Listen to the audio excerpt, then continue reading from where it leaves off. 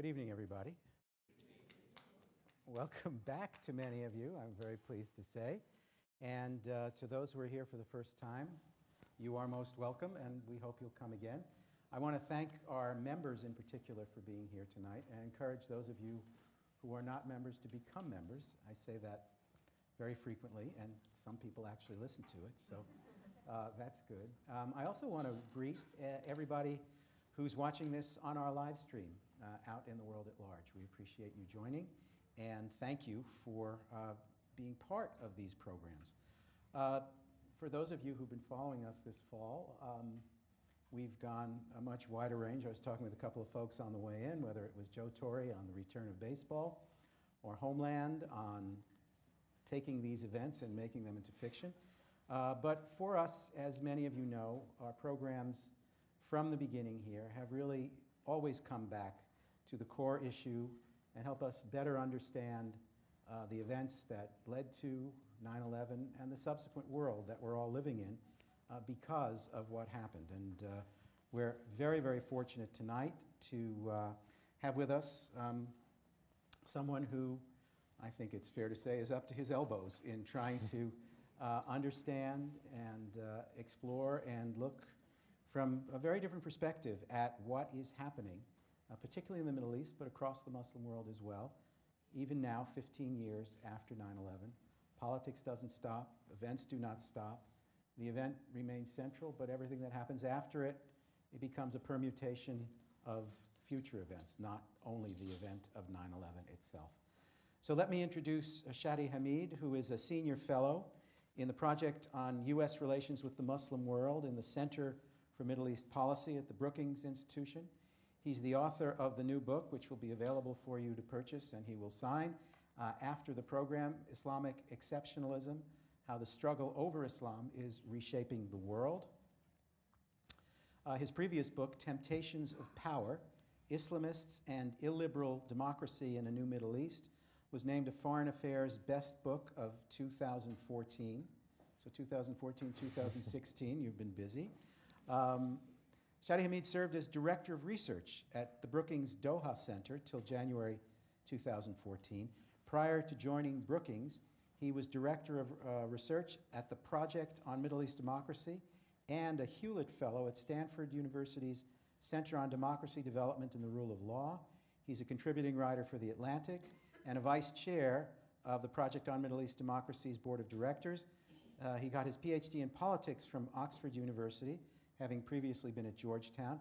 His dissertation was on Islamist political groups in Egypt, Jordan, and Morocco.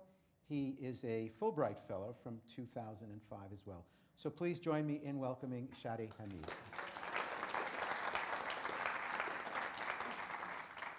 So we should begin with the title because Islamic exceptionalism, as you write in the book, raises certain questions and sensitivities because so many of these questions have become so charged that trying to single out Islamic communities as unique in any way raises certain challenges. But nonetheless, you went ahead and did write a book that focuses on what you see as the exception of Islam in relation to politics. So let's start with your sense of what it means, exceptionalism in this case, and how does it manifest itself? Sure. Well, first, let me just say thank you, Cliff. It's really an honor to be here, and thanks to all of you for coming. So actually, I'll just start off with a little confession. We changed the title at the very last moment, and I think we made the right choice. I won't tell you what the previous title was. It's kind of lame, but so part of my concern when this book was sort of in production was we had the rise of the Trump phenomenon, a lot of anti-Muslim bigotry, and I was worried about how, let's say, people that I disagreed with profoundly might misuse the book or misuse some of the arguments. And I have to be honest, I'm slightly uncomfortable with some of my own conclusions in the book, because if you're saying that Islam is fundamentally different than other religions, people can take that and say, oh, look, Islam is the other. Islam is different, but in the bad sense. but I felt like I wanted to own the argument and to not hide away from what I was really trying to argue. So that's why really at the last minute I was like, let's do this. So I'm arguing that Islam is in fact exceptional, but not just in any way, because all religions are different from other religions, obviously, should go without saying. But I'm arguing that Islam is different in a particular set of ways that has a profound impact to this very day. So if Islam was fundamentally different 14 centuries ago, and it continues to be 14 centuries later, how does that happen? How does that matter? And why does it matter? And I also wanted to sort of challenge this idea that we all have to be the same, or we all have to aspire to the same objectives. And I feel like that's something that I hear a lot in sort of the bastions of Northeastern elite liberalism. So I live in DC, you guys, I guess, mostly live in New York. And I think there's this sense that, especially if you're doing things like interfaith dialogue, like we're all the same, all religions are fundamentally saying the same things. And I think that actually it gives us an easy way out. And I think we have to make that extra effort to understand what are sometimes profound differences between religions. But just because Islam plays an outsized role in public life or politics, as I argue, that's not necessarily a bad thing. And I feel like also, for those of us who come from a secular background, whenever we hear about religion playing a role in public life, we get all jittery and nervous, and we're like, oh, that can't be a good thing. But I want to challenge some of those assumptions. You know, for some people, religion can be a good thing in public life, especially if you're trying to get into heaven. And we can like talk about that, you know. I want to focus it in the sense that the argument you're making here is essentially about Islam in relation to politics in Muslim-majority countries, and more particularly in the 20th century, in the world that was created with the end of the Caliphate, at the end of World War I and the end of the Ottoman Empire. There are a lot of ends here that have, in your view, a profound impact on how Muslim politics developed in the decades that have followed. And there has been, I think you argue, this struggle within Muslim communities to find a way to harmonize the modern state, whatever it would look like, with a role for Islam in public life. Is that fair? Yeah. So, but before that, just so I can be as clear as possible. So, how does Islam play this outsized role in public life? What does that really mean? So, specifically, what I'm arguing here is that Islam has been resistant to secularization and will be for the foreseeable future. Now, I can't speak to what's going to happen in 300 or 400 years, God knows, but I'm kind of focused on the rest of our lifetimes. And, you know, whatever happens, I guess, after that isn't totally relevant to me. But I think so, and Islam is resistant to secularization because of specific things. For example, just to give one example, so Prophet Muhammad wasn't just a prophet. He was also a politician. He was a head of state. He was a state builder. So unlike Jesus, who was a dissident against a reigning state. So when we try to understand why doesn't the New Testament have a lot to say about governance or public law, it's because Jesus was never put in a position to govern, right? But Muhammad was. So naturally, if Muhammad actually and his early followers, if they hold enough territory, then they have to do something with that territory, govern. And if they're governing, then presumably a revelation coming from God will have to address matters of governance. Now, for Muslims, they would consider that to be part of God's plan. But if we're trying to approach it as outside analysts, we'll say, well, that makes sense intuitively. Whatever you think the Quran comes from or who revealed it or whatever, it has to speak to the time and place. And those were some of the issues that early Muslims were dealing with. Now, to fast forward to what you raised, this issue of, so part of the problem is Islamic law was revealed in 7th century Arabia. So it's not designed for the modern era. So I think the big challenge that Muslims throughout the world are dealing with to this very day is how do we take ideas from that time and place and apply them to the modern context. And Muslims disagree. So let's say we have 5 Muslims and they all agree with each other that the Quran is not just the Word of God, but God's actual speech, which is another important distinction from how Christians view the Bible. So no Christians are going to say that every letter and word of the Bible is directly from God. They'll say there is human authorship. We know that Paul, for example, wrote parts of the Bible, so on and so forth. But Muslims would say, no, there is no human role. Every letter and word is directly from God. So it's not just the Word of God, but God's actual speech, so one step beyond. But you can have 5 Muslims who say that, but they all disagree on what that means for modern politics. Because you don't know what God's intent was. You can take a verse and say, is that only supposed to apply to a particular battle in the 7th century, or does it have a kind of broader application? So that's one part of it. And I think also the fact that we're dealing with a world of nation states. So one date that's really important to me in the book, 1924. And I'm sure all of you are very smart and you're like, yeah, 1924.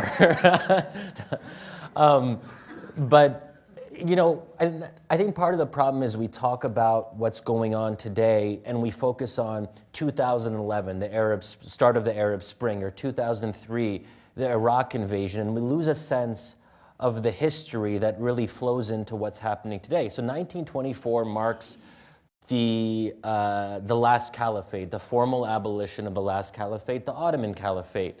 So really for the better part of 14 centuries, there had always been either one caliphate or several competing caliphates, where the idea that Islam was the overarching framework was uncontested. With the rise of modernity and the modern nation state, that's being fundamentally challenged for the first time. And, you know, since 1924, there has never been a serious attempt to reestablish the caliphate, or I should say a caliphate, until 2 years ago. And, you know, and don't get me wrong, I mean, I think we can, probably goes without saying that the overwhelming majority of Muslims oppose ISIS and disagree with ISIS. But they appropriated this idea that has a historical resonance, this idea of the caliphate. And that was, you know, an effective move on their part. Well, you're right. The Islamic State draws on and draws strength from ideas that have broad resonance among Muslim-majority populations. They may not agree with a group's interpretation of the caliphate, but the notion of a caliphate is a powerful one, even among more secular-minded Muslims. So define for us what the caliphate is in either the reality of those centuries of history, or what's become sort of the ideal state for it now. Why is it important to Muslims that there be a caliphate as distinct from a nation state that runs a political system? So the caliphate is the historical political entity governed by Islamic law and tradition. And so a couple things. Well, first of all, and maybe this will help sort of convey why it's such a powerful idea.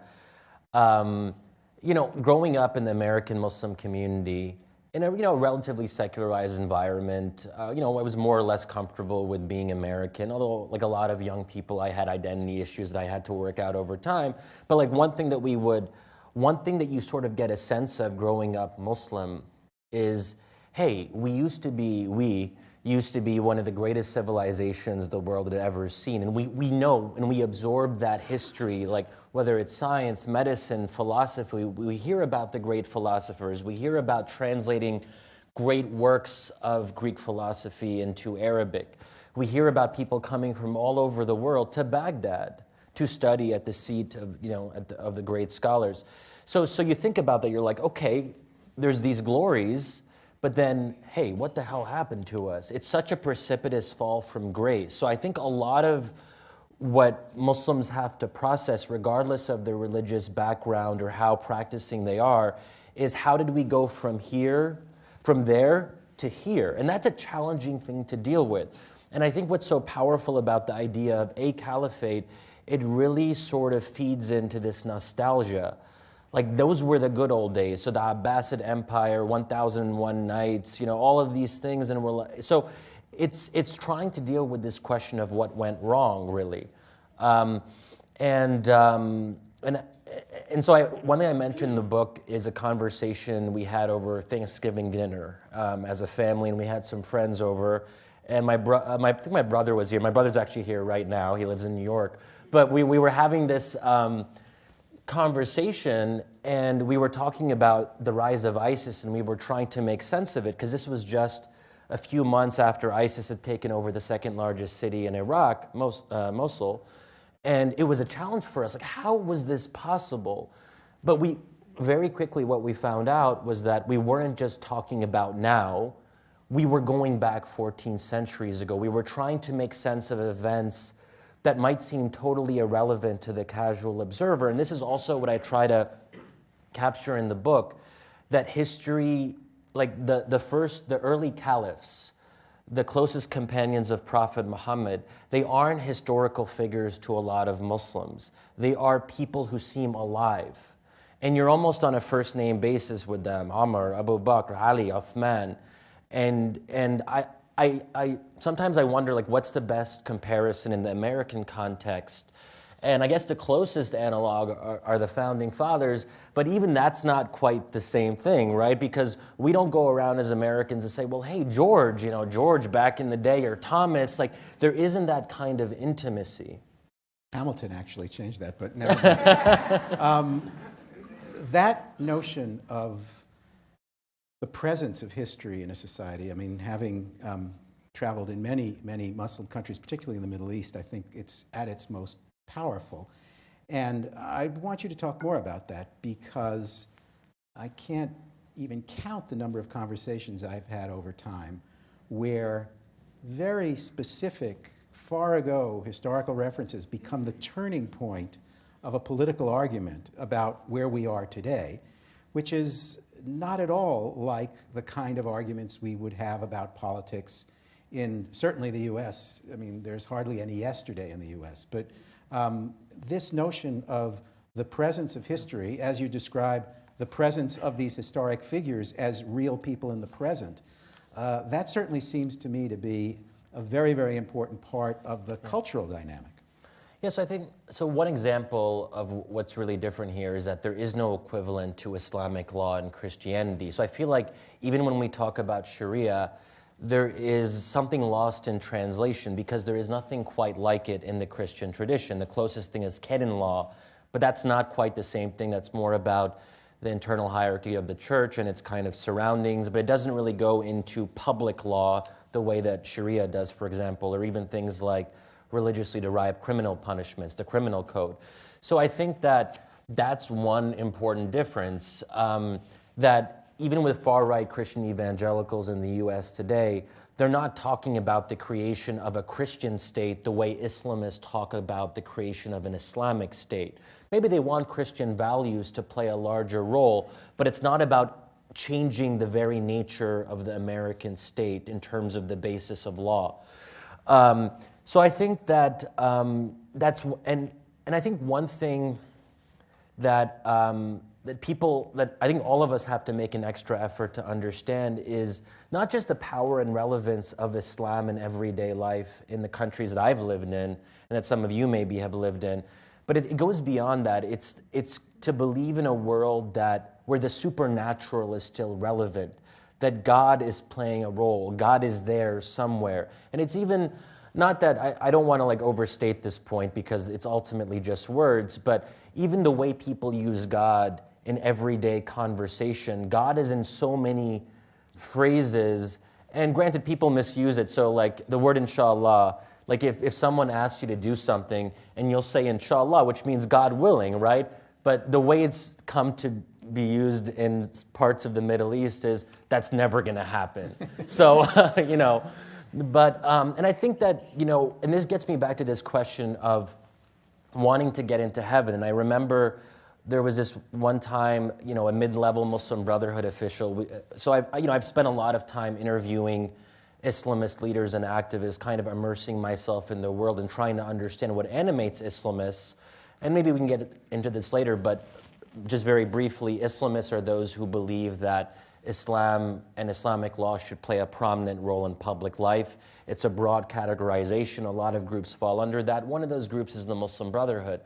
So I was talking to this Brotherhood official, and he was talking about the conversion stories of Brotherhood members. And he's like, Shadi, so I think a lot of us as, Western researchers or journalists or whatever, we look at non-religious factors. We're like, okay, people are poor, they're angry, they're pissed off at the US, rural-urban migration, all of these factors, which are certainly relevant, right? But he said something which really stayed with me. He's like, Shadi, you know, all those other things matter, but sometimes it's more simple than that. Sometimes people join the Muslim Brotherhood because they want to get into heaven. And it's that simple, in the sense that to join a group like the Brotherhood means to be part of a religious and educational curriculum. You're part of this brotherhood of like-minded people, and that's supposed to help you become a better Muslim.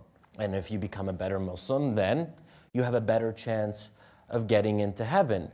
So we tend to think of that as an irrational, like that doesn't fall in the realm of the rational. But for the believer, for someone who believes in an afterlife, wanting to get into heaven is the most rational thing you could possibly consider, because it involves the rest of eternity. So I think that I think it's important to, even if we don't agree with that, even if that seems foreign to us, because that's not what motivates us in our everyday lives, I think having a certain respect for that kind of innate, inherent power of religion to inspire and motivate people, and it can be for good or ill, and it depends really on what context we're talking about, but the motivation is there. But I guess the question would be, and this may speak to how our Western American society has evolved, and you refer to it really in the last pages of your book, is to whether or not we can actually understand that, whether this has become so alien from what our mainstream assumptions are. I mean, when I think of it, you think of Karl Marx saying religion is the opiate of the masses, and that, you know, that pretty much excludes any possibility of a genuine motivation for transcendent reasons for doing these things. But that, if we take those two extremes as the problem in the debate, can that be bridged? Is there a way across this bridge between religion as the opiate of the masses or religion as the way to get to heaven? Yeah, so I think one thing that's really important to remember is that, so even if you believe Islam should play a central role in public life, Islam has a very rich and diverse tradition over the centuries. So we talked about the caliphate earlier. Some of the earlier caliphates were quite liberal for their time, where it was quite open. And I mentioned, for example, translation and philosophy. The fact that you could translate kind of almost sort of existential kinds of, you know, literature and very sort of spiritual and transcendent and controversial Sufi type things as well.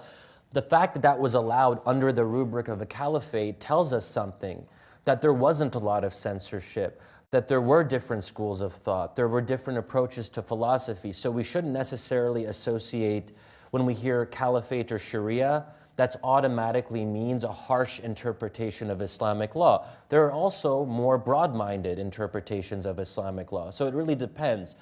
But at the same time, I don't want to make it sound like religion is all that matters. So there is a middle ground between the sort of Marxist analysis that, oh, it's all false consciousness. And I feel it can be very dismissive sometimes, where people say, well, they say that Islam is motivating them, but that's not what's really motivating them, almost as if we can sort of determine what's really driving someone. And you see a lot of this rhetoric with ISIS. Oh, you know, ISIS leaders, they can't possibly believe the things that they're advocating. But sometimes you have to take people at their word, and perhaps they do believe it. At the same time, though, politics does matter, because ISIS wouldn't have been able to become ISIS and to control large swaths of territory if it wasn't for civil wars in Iraq and Syria. Because the only way to gain territory and start a caliphate is by, there has to be a vacuum of governance and you take over territory. And you can only do that when there's a collapse of state authority, as we've seen in these two particular countries. So I think it's almost this perfect storm of the political conditions are there, governance deficit, civil war, a vacuum of authority, and then you have a group that has a very strong religious ideology, and they're able to fill that vacuum more effectively than others. So I think we've established very clearly the notion of exceptionalism as you apply it here. But let's apply it now more specifically to politics, because essentially that is the core argument of your book, that the assumption that we make here in the West of the separation of church and state, and that the state itself has boundaries and limits, that those assumptions are not shared by the Islamist movements that go into politics, or if they're not entirely shared, there is this struggle to try to figure out how that conception of the state, which is the global international conception of the state, how that could possibly fit with an approach to statecraft that really is not concerned with the boundaries and borders of a particular state. Yeah, so I think that's what we're seeing now is the latest iteration of this century-long struggle from 1924 and even before that, where there hasn't really been a legitimate order in the Middle East because people haven't resolved these foundational questions over the role of religion. So a lot of the conflict that we're seeing in some way relates to this core question: what is Islam's relationship to the state? Should the state be ideologically or religiously neutral, or should the state promote a particular conception of the virtuous life? And it's hard to resolve that because there are so many different interpretations. I think this is where the question of the nation state comes in.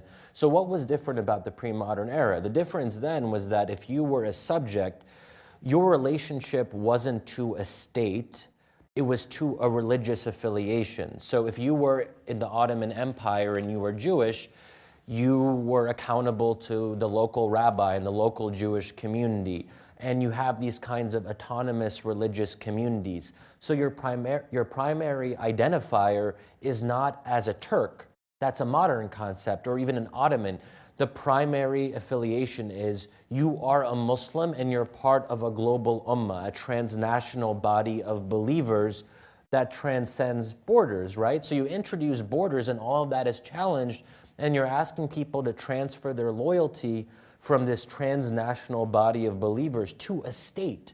And let's not forget, a state is a very radical idea when you think about it. The whole basis of political community changes. And I think that we look at a lot of the states that we have today, and they're artificial, they're arbitrary, the borders at least.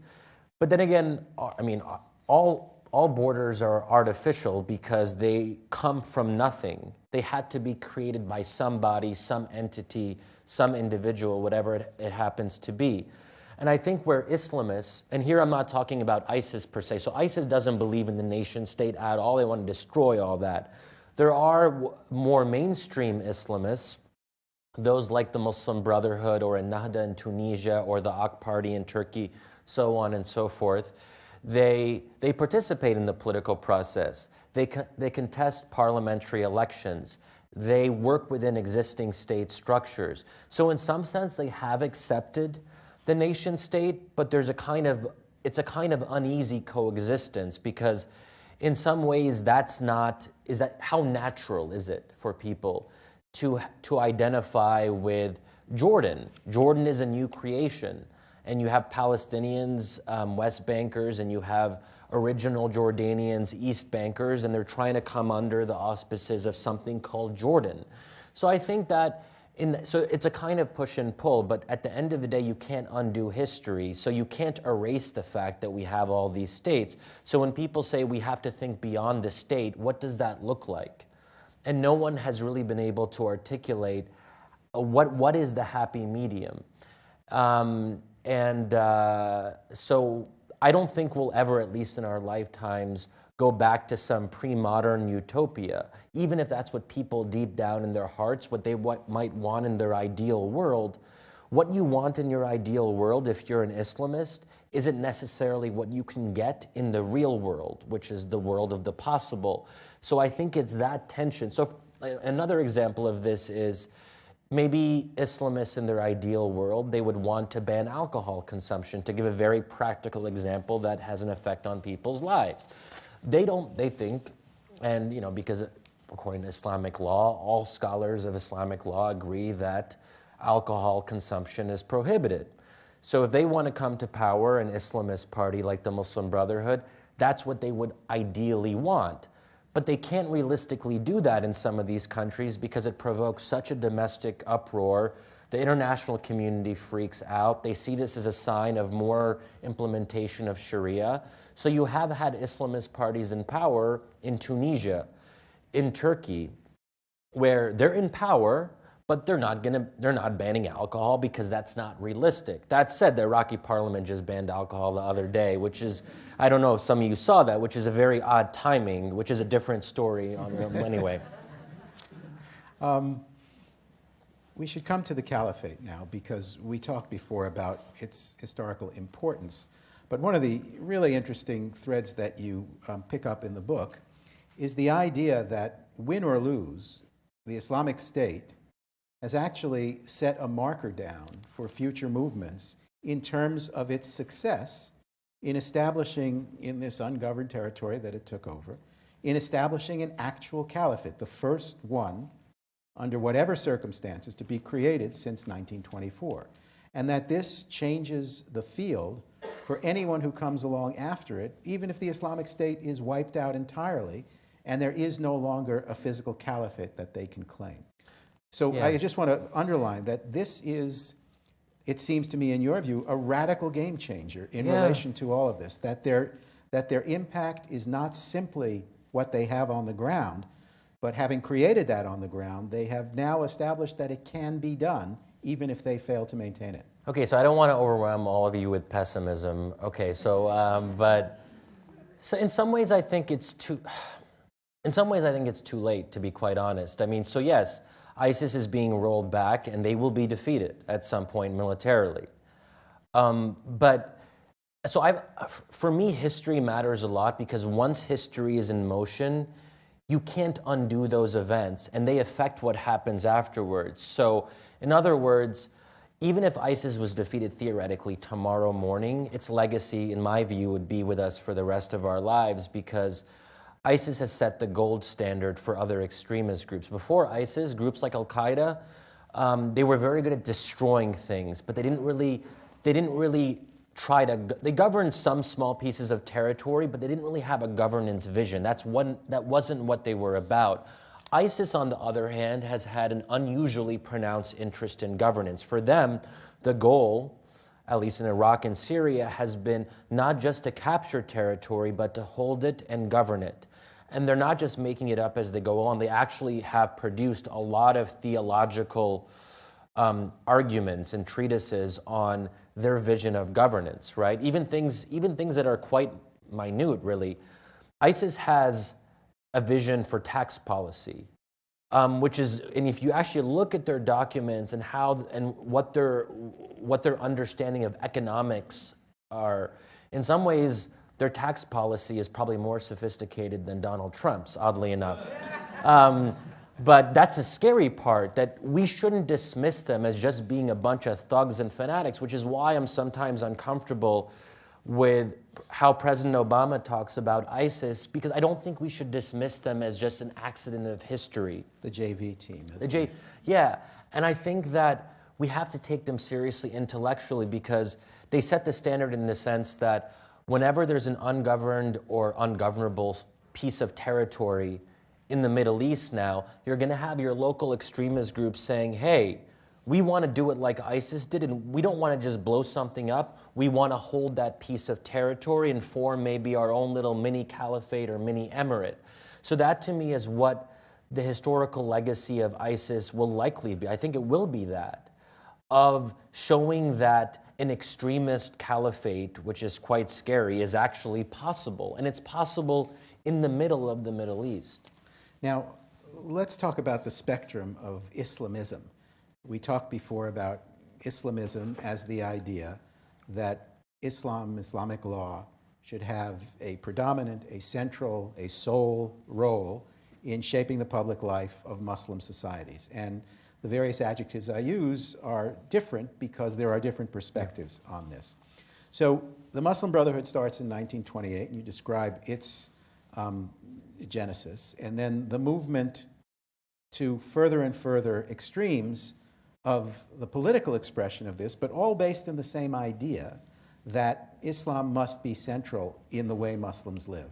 So describe the continuum for us, and I'm sure there are no clear distinctions along the way of that continuum, but there comes a breaking point in your mind between what is nonviolent and willing to find ways to participate, even if it's problematic in those ways, with those who really see violence as the only way to get this outcome?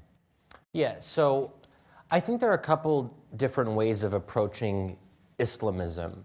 One approach is to say that all Islamism is the problem, that it's all just different gradations, but they're all basically the same in the sense that they're bad and they ultimately want the same end goal. What I try to do as much as I can is to draw careful distinctions, because I don't think it's helpful to say all Islamism is evil or bad, because, well, first of all, it's not a very practical way of looking at the world, because if Islamists do well in elections, if they represent a big portion of their societies, are we saying that 20 or 30% or 40% of the people who vote for Islamist parties are beyond the pale or outside the fold? They have to be suppressed.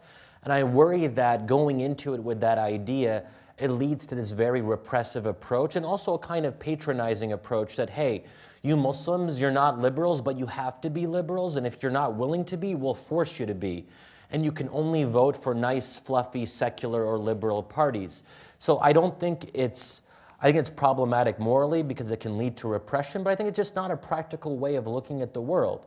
So I think, what are some of those distinctions? I think like on the most kind of friendly, fluffy Islamists are those in Tunisia, in Nahda. And some of you might have followed Nahda's evolution in the news, and that's actually a bright spot. Because here we have an Islamist party coming to power with the Arab Spring and then voluntarily stepping down from power to avoid what could have been a very contentious confrontation with the secular opposition.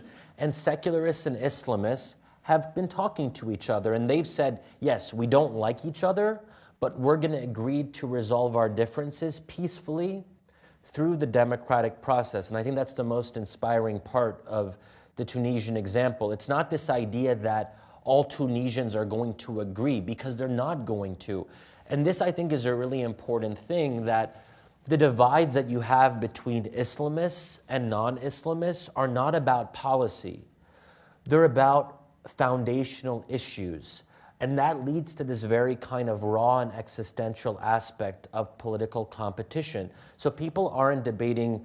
So I used to say, well, this is the big difference between American politics and Middle East politics, is that we debate policy. We care about healthcare and education and things like that.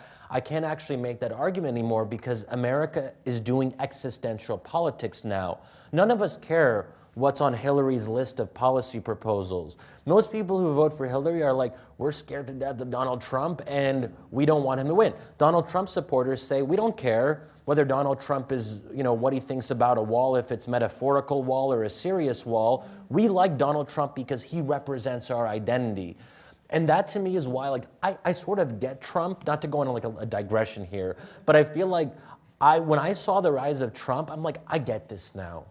This makes sense to me as someone who works on the Middle East. I can relate to this, right? So it's this idea that politics is existential because it's on foundational issues. Anyway, so Islamists, so you have some Islamists like those in Tunisia that seem to be quite pragmatic. I don't like using the word moderate, because moderate relative to what? It's all a spectrum. You can only be moderate. Is it moderate relative to American politics? Then everyone's going to seem kind of radical and extreme. Or is it moderate relative to their own societies? And I think that what we have to do is to judge ideas in the context of their own society. So if an Islamist party comes and says that they want to, again, using an obvious example, ban alcohol, that to us might seem pretty extreme and radical, but in a country where the vast majority of people don't drink and consider it to be against Islamic law, what do we say when the majority of voters in a particular country say, well, we want to ban alcohol and do so through the democratic process? So I think it leads us to a challenging situation as Americans, where we have groups that participate in the democratic process. They accept parliament, but they want to promote illiberal ideas through the democratic process. So by illiberal here, I mean things that are contrary to maybe personal freedoms, non-negotiable rights and liberties, things that have to do with how people express themselves on the personal level. It might go into things like minority rights, gay rights, so on and so forth. So I think we shouldn't be under any impression that Islamists are going to become liberals. A group like the Muslim Brotherhood might accept the nation state, but that doesn't mean they're comfortable with liberalism in the classical sense of the American or Western liberal tradition. But, raising the issue of banning alcohol, it's a clear example, but it's a very limited example because that's part of a package. If you are going to go so far as to make efforts to ban alcohol in a society, you have a much larger agenda than that raises, in some sense, much more serious issues, whether it's the role of women, minorities, and frankly, your foreign policy issues are also going to be caught up in that. So, I understand the argument that you want to have this democratic expression, but even if you do, it really raises the likelihood, or perhaps at a lesser level the possibility, that this is almost naturally going to create conflicts within the society and with the outside world. That these impulses are so rooted in something that is very different from a democratic liberal order that trying to fit it into that order really raises all kinds of challenges. Yeah, so I think there will be conflict for the foreseeable future for precisely that reason. I'm not trying to argue that we can sort of transcend that conflict or erase it. I think the best we can do is to understand it and then manage it. So one example of this is, so for me in some ways it's kind of personal because I've seen the way this conflict can play out, and not to bring my family into this, but so I'm born and raised in the U.S., but my parents are from Egypt, and many of my relatives are still in Egypt.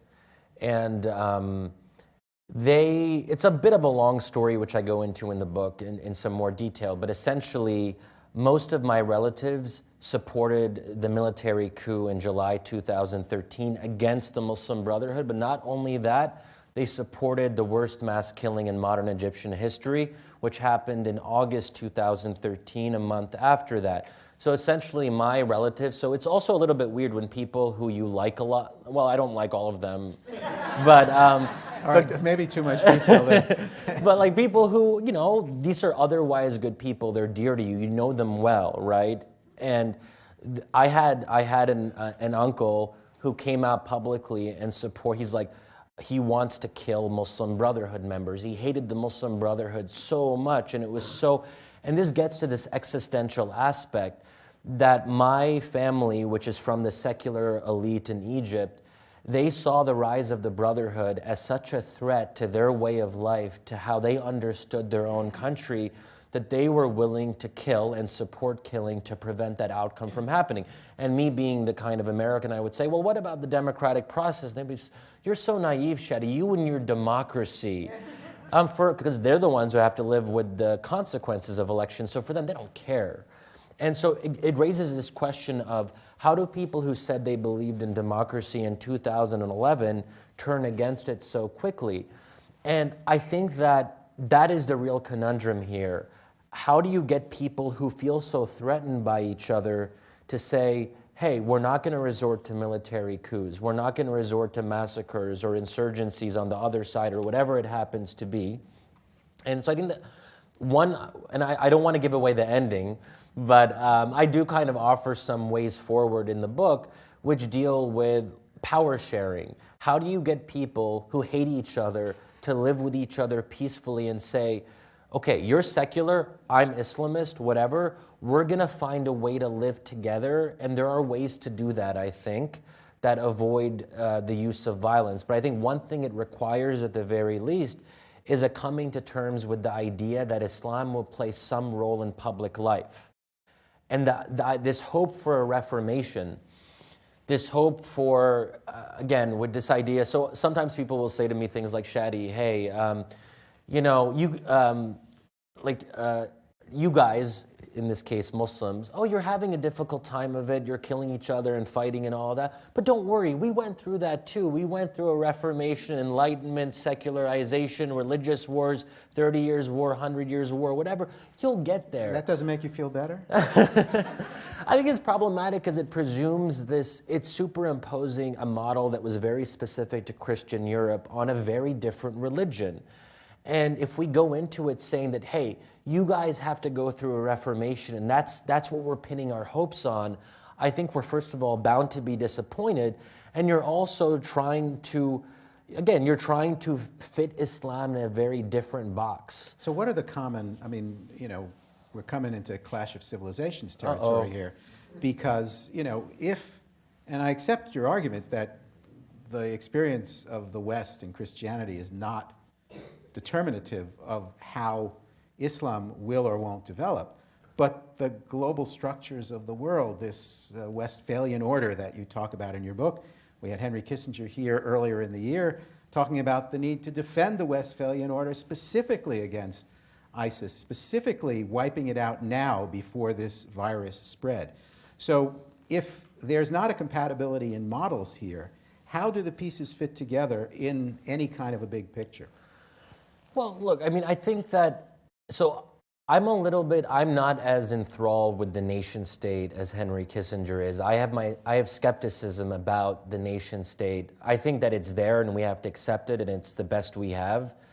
But I also look at the history of nationalism and see a very violent history. The idea of pledging allegiance to a nation above all else, the state above all else, that hasn't always been a very peaceful thing, right? And I think also there's a broader crisis in our Western order, and it goes beyond, it's not even just about the nation. So why is it that we're seeing the rise of the far right throughout Europe? Why are we seeing the rise of the Trump phenomenon?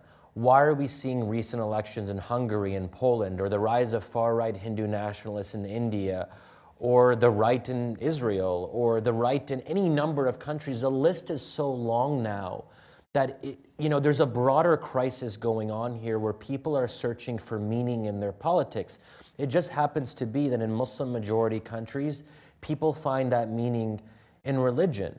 But we could also make the argument and say, well, people are finding that meaning in things that are negative, maybe probably in our view. White nativism, ethno-nationalism, populist parties, anti-immigrant sentiment, anti-refugee incitement, even in a place like France where this very aggressive secularism, where women can't even cover their hair and make their own personal choices about what they believe and what they want to do in terms of their relationship with God, and they can't wear that on a beach. So, I mean, the list goes on where there is a real tension.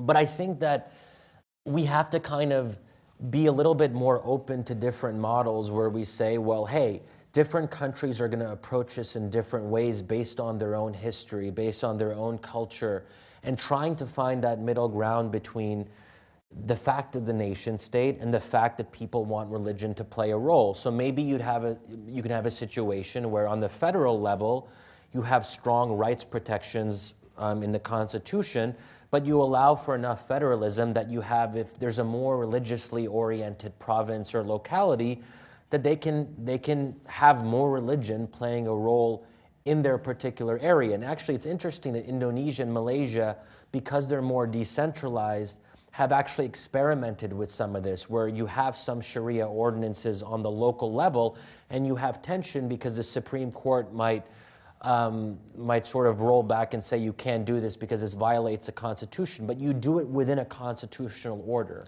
Let me come back because we're winding up and we'll take some questions, but the hope that you find, such as it is, at the end of the book has to do with making space for Islamist parties, not of the extremist variety, but those who are willing to take a role in politics, making a space for them to have a legitimate role to play.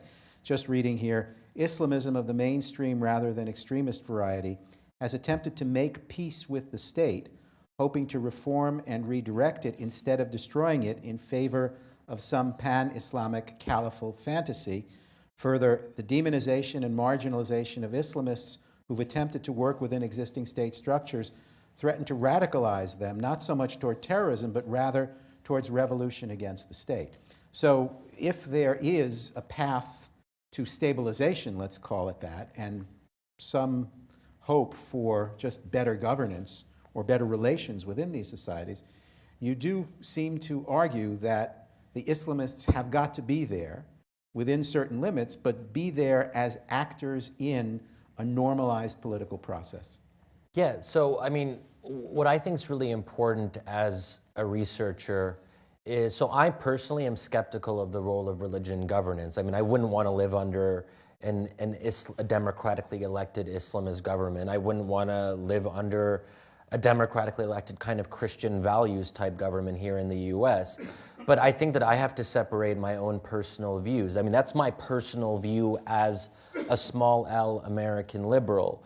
But I can't superimpose that on other people. So I think one thing that we have to do is say, well, we may not be comfortable with it, and as Americans, we might find these Islamist groups to be unsavory in any number of ways, but we have to respect their right to participate and not to kind of overextend the Donald Trump metaphor or far-right parties in Europe. I don't like any of these parties in Europe, which I think many of them are quite scary and draw on a kind of fascist tradition, but I would not support banning those parties. As long as they're willing to participate within the democratic process and do so peacefully, they have to have a seat at the table. We can't say that they are, again, beyond the pale. So that means, having some role for these parties, as long as they're willing to play by the rules of the game.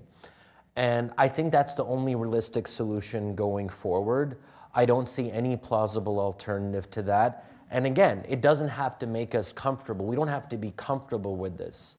And it gets back to this issue of what kind of world do we want to believe in or live in? One where everyone has to go along this trajectory towards secular democracy, or one where we accept that there are different paths to peace and stability and coexistence. Let me see if we have some questions from the floor here. In the back there, gentlemen, just wait for the mic, please. Hi. You made a very astute point earlier that Islamic State has created a blueprint now for how to create a polity that follows Islamic law, that follows many of the dictates and ideas of Sharia in a physical manifestation, and that if there are vacuums elsewhere in the Middle East, that Islamic statelets could form, even if they're not direct franchisees of the main organization. What is the ideological way to combat the religious legitimacy of these types of organizations? Okay, so I don't want to, so I guess one thing you're touching on is this whole, is ISIS Islamic debate. And I'm a little bit torn on this because on one hand, I respect the fact that someone like President Obama has made an effort to disassociate ISIS from Islam. And again, like I said, the overwhelming majority of Muslims oppose ISIS. So we're talking about a very tiny sliver of the overall Muslim population. But I'm also not comfortable with the side of the argument that says that ISIS has nothing to do with Islam. And so, which is sort of, it leads to weird conversations because we all know intuitively, anyone who watches the news in America knows intuitively that ISIS is not a secular Marxist party. They have something to do with religion, right? So I feel like when we're going and telling Americans, oh no, this ISIS thing, they're just a bunch of Baathists in disguise or people who, they actually don't care about religion, they're just using religion for power and domination. I worry that we lose those people because they can sense this is, come on, religion is somewhere there. And this gets me back to this issue that we can say two things at the same time. That ISIS has a perverted interpretation of Islam that I as an American Muslim find horrendous, but I do believe that many, if not most of them, think that what they're doing is right and commanded by God. So I wouldn't want to, and that's why I don't like this idea of, hey, we can't call them the Islamic State because the word Islam is there. I mean, come on. Like we don't like rename organizations that we don't like. I mean, we've never done that historically.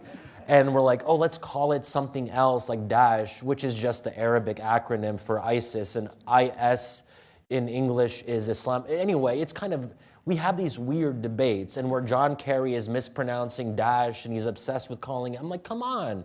And where he's actually apostatizing ISIS. Very, Muslims, Certainly he's very well qualified to do that. Yeah. He actually called ISIS apostate several times, and that's why we don't like ISIS, because they apostatize other Muslims, and here we are. Anyway, this is all a roundabout way of saying that the ideological side of it is very challenging. You hope that more Muslims, and Muslims are the ones doing the fighting against ISIS. So when people say, well, why aren't Muslims speaking out? Not just speaking out, the ones who are fighting and dying on the ground in Syria and Iraq against ISIS are Muslims.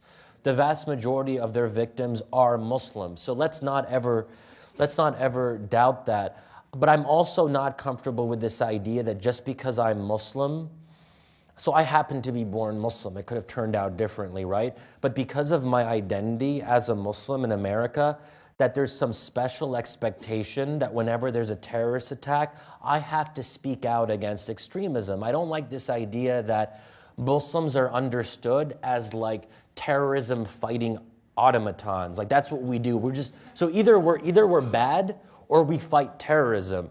And for a long time in movies and television, it was one of the two. We were either doing terrorism or fighting it. Fighting it's an improvement, but we do other things too. Like that doesn't have to be, that isn't all we are. And I think that it's up to every individual Muslim to decide whether or not they want to comment on a terrorist attack. If it's what does this have to do with me? I'm just an American Muslim living my life. I have nothing to do with that. I'm not gonna kind of feed into this idea that there's a communal obligation to condemn whenever there's an attack, which leads to a situation where you can never please people because there's terrorist attacks all the time. I can't offer a disclaimer just because I'm Muslim every time a terrorist attack happens. But let me ask about, the theological challenge to ISIS, because that's the ground on which they have planted their flag. That's the claim they make. And do you see, and we know about their use of social media and the way in which they promote their view of the world, do you see ways in which their religious claims can be challenged credibly so that that aspect of their power can be undermined?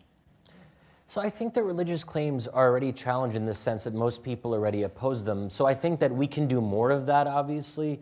I just worry about this idea that if we send a bunch of like moderate clerics to the Middle East and show people the light, again, it leads to this. First of all, people who are predisposed to radicalism are not going to listen to American-sponsored moderate clerics who are running around talking about love and peace. I mean, come on.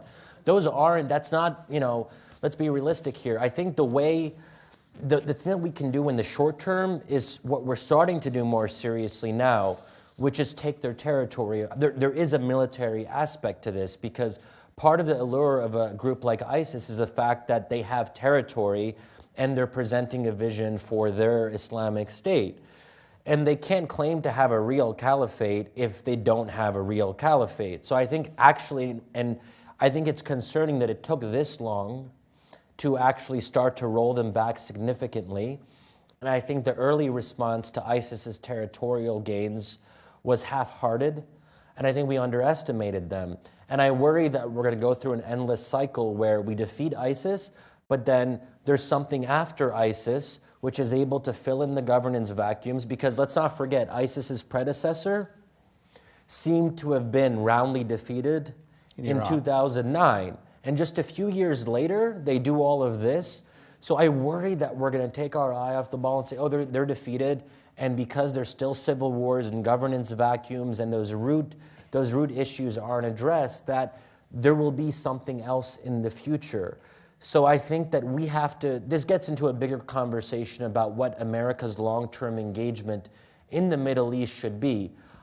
I think that we have to be more involved and more aware of these concerns and do more to help rebuild these states that are suffering from collapse, essentially. But are the American people, do we have a stomach for that kind of long-term engagement?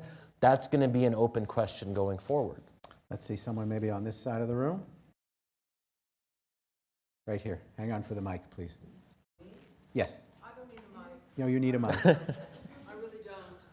I was going to ask a question similar to the first one, but I really just want you to address the brutality of ISIS.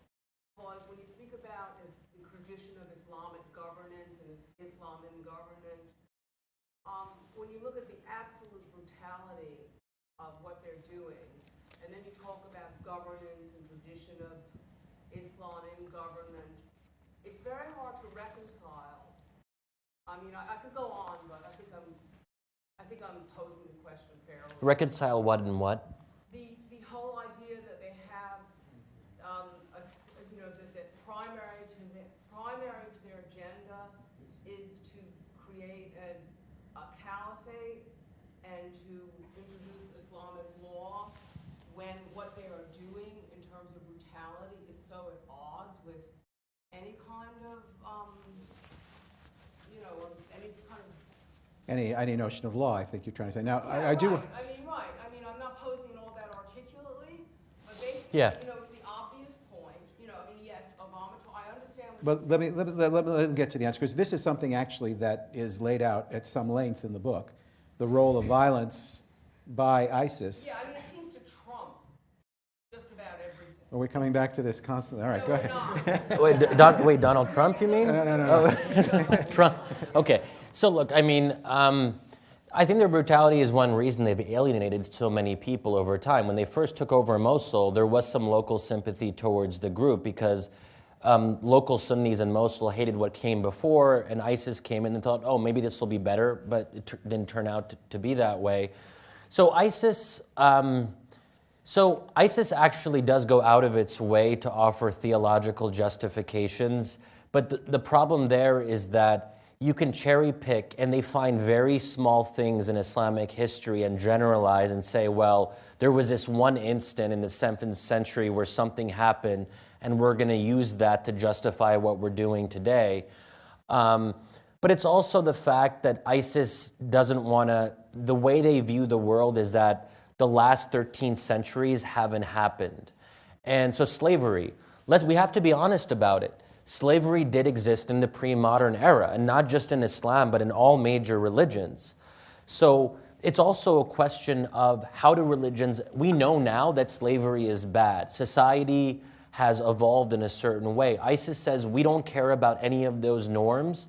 Slavery was not technically banned in the time of it's a very long conversation about slavery in Islamic law, but they say, well, we want to reinstitute slavery. So I think that, so I guess what I'm saying is there is that brutality, there is that extreme aspect, but there are things they do in terms of governance and establishing a court system, which I think their brutality can be effective. So first of all, they can defeat the other groups that are trying to control that same territory. So they find a way to instrumentalize brutality. So it's not just about theology. Brutality can be effective. And this is where the politics and the theology comes together. Or the fact that people in civil war situations, they want rough justice.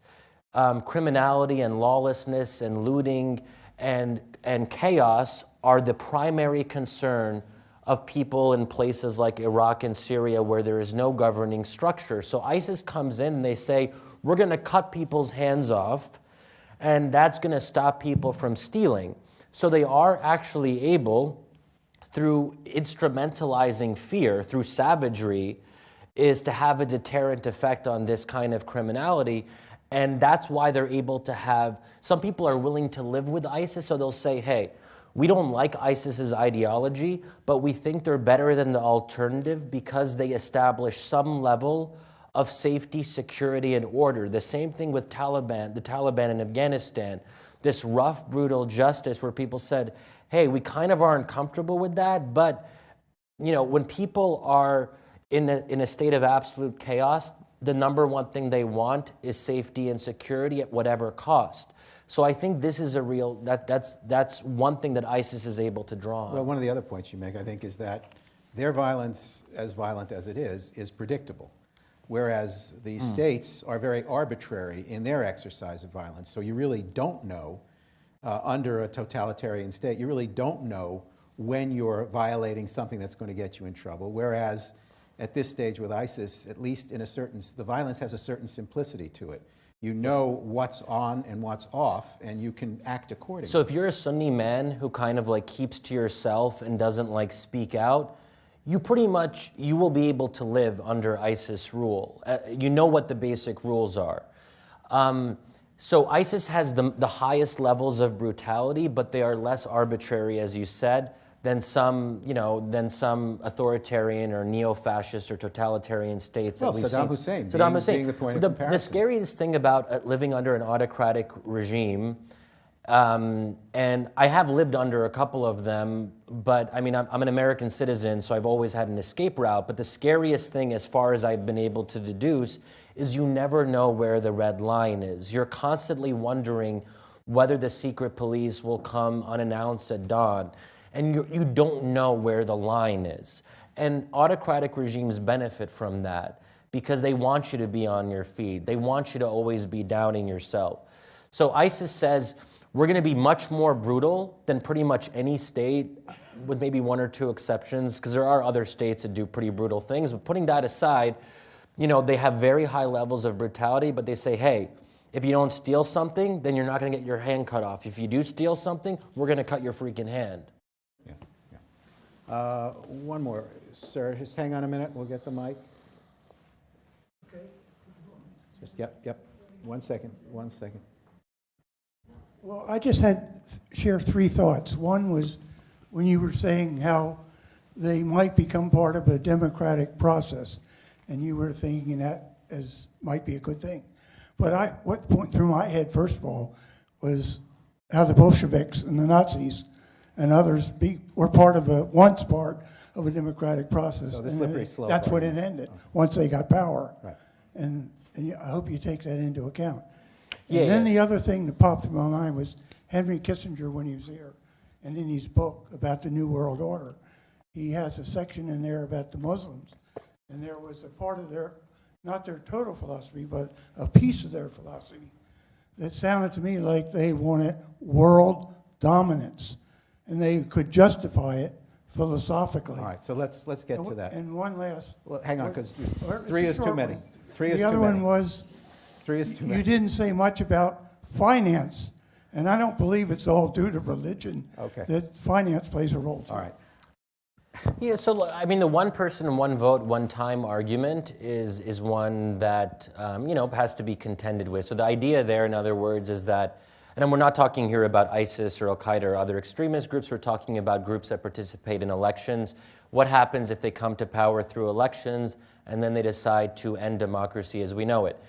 See, this is a hard one to sort of talk about because, well, first of all, empirically, it's never actually happened in a Muslim majority country where an Islamist party comes to power through democratic elections and then cancels democracy. What usually happens is that an Islamist party comes to power and then there's a military coup from a secular autocratic regime that either prevents them from taking power, as in Algeria in 1992, or in the case of Egypt where they come to power and then there's a military coup while they're in power, as in 2013. But we do have an example where, like I mentioned earlier, an Islamist party did voluntarily step down in the case of Tunisia. But we have to actually let the democratic process play out, and the idea is that you have constitutional safeguards and that if Islamists come to power, they will realize that the international community is watching and that they will, respect the democratic process to some extent. Now, this applies not just to Islamists. This is a fear with all parties because the temptation to power is a natural proclivity with human beings, right? And actually, if you look at the historical record, secularists have a worse record on respecting the democratic process than Islamists do. But do we say then that secular parties can't be allowed to participate? No. So I think that there's a lot of blame to go around, and the problem is not just with Islamists. It's with anyone who accumulates too much power. And that's why checks and balances, constitutional safeguards, but also pressure from the U.S. If we have an ally and we are able to exert pressure on them, and that government is not acting democratically, I'm a big believer that we have to incentivize governments abroad to meet minimal democratic standards. On the world domination, that's actually a tough one to sort of address in a minute or two, but world domination, yes, there are people who like the idea of worldwide domination. I'm not sure, so are there people who like the idea that Muslims can be, so I think there's two ways of looking at this. There's the bad worldwide domination where it's about conquering other countries, and now we have something called international law where you can't do that anymore. In the pre-modern era, you could start a new state by capturing territory, and everyone did that. That's how you started your own state. Now we have a new international norm where you can't actually conquer other states. So, you can't do that. There are, though, Muslims who would say more generally, we don't want to conquer states, but we want to convert more people through peaceful means. I don't like that idea of looking at anyone who's non-Muslim and saying, hey, they're a potential person to convert. Maybe that's part of domination, but I think other religions have that too. And I don't think that's unique only to Islam. I think it's also natural if you care very deeply about your religion and think it's the closest thing to the truth, presumably you'd want to share that with other people. So I think inherently religion is alienating in some way, for better or worse, because you want other people to believe in what you consider to be more truthful, right? The only solution to that would be to not have religion, but I'm not a big proponent of getting rid of religion. I'm not sure how we would go about that one either. You can see there really is a tremendous amount to think about based on the conversation we've had, and much more deeply in the book. So let me suggest that we will have books for sale outside, and Shadi has agreed to sign some and meet all of you. But really, let's thank Shadi Hamid for coming here tonight. Thank you.